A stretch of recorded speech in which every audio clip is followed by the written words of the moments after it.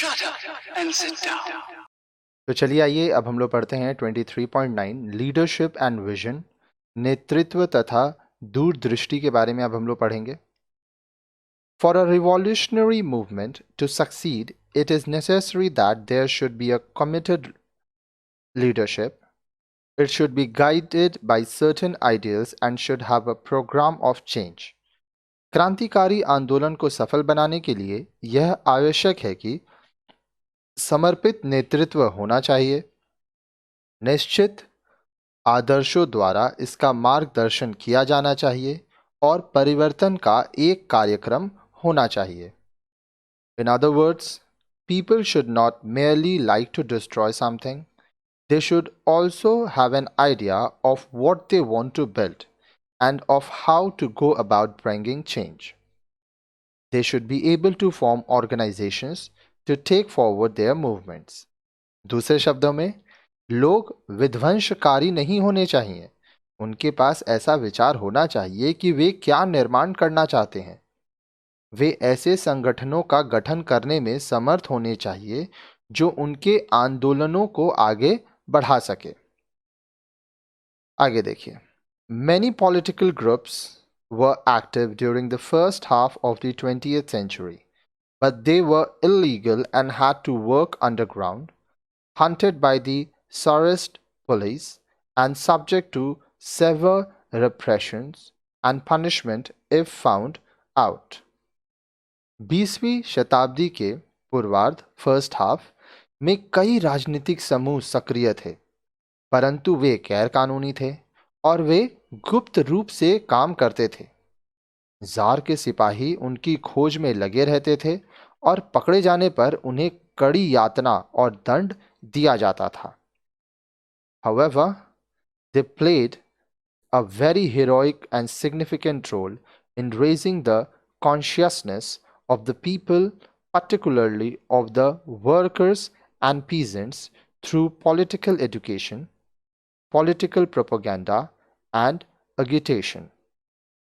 हालांकि उन्होंने राजनीतिक शिक्षा, राजनीतिक प्रचार प्रसार और आंदोलनों के माध्यम से लोगों, विशेष रूप से श्रमिकों और किसानों में चेतना का निर्माण करने में नेतृत्वपूर्ण और महत्वपूर्ण भूमिका निभाई थी।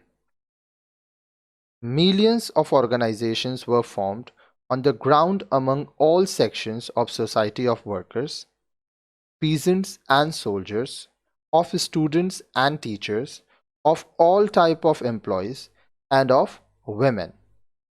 Many of these organizations had close links with political parties and were very responsive to political discussions and ideas. अब देखिए, बोल रहा है, इस आधार पर समाज के सभी वर्गों, श्रमिकों, किसानों और सैनिकों, विद्यार्थियों और अध्यापकों, सभी प्रकार के कर्मचारियों और महिलाओं के लाखों संगठनों का गठन किया गया। इनमें से कई संगठनों के राजनीतिक पार्टियों से घनिष्ठ संबंध थे और ये राजनीतिक चर्चाओं और विचारों के लिए प्रतिक्रियाशील थे। आगे देखिए, By 1917, women's organizations began to reflect working women's interest as well as did working class organizations, although women had to fight continuously for such attentions. Although women constituted a big share in popular movements, there were still very few women in leadership roles. अब देखिए, सन 1917 में महिला संगठनों ने श्रमिक संगठनों के साथ कामकाजी महिलाओं के हितों को प्रतिबिंबित करना प्रारंभ किया।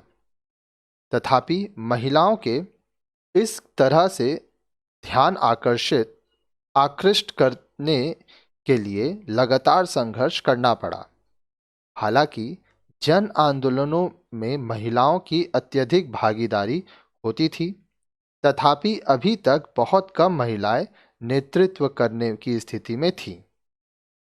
The important political groups were populist in the late 19th century and social revolutionaries, various types of liberals, and the social democrats, Marxist. Social democrats had two parties: Bolshevik, meaning majority in Russians, and Menshevik, meaning minority. They got these names after they split as a result of differences.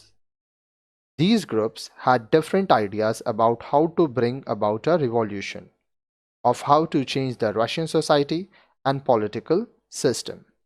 महत्वपूर्ण राजनीतिक समूह जनवादी 19वीं शताब्दी के अंत में और साम्यवादी क्रांतिकारी, विभिन्न प्रकार के उदारवादी तथा सामाजिक लोकतंत्रवादी मार्क्सवादी थे। सामाजिक लोकतंत्रवादियों की दो पार्टियां थी, एक थी आपकी बोल्शविक अर्थात रूस में बहुमत वाली, और दूसरे थे मेंशविक अर्थात अल्पसंख्यक।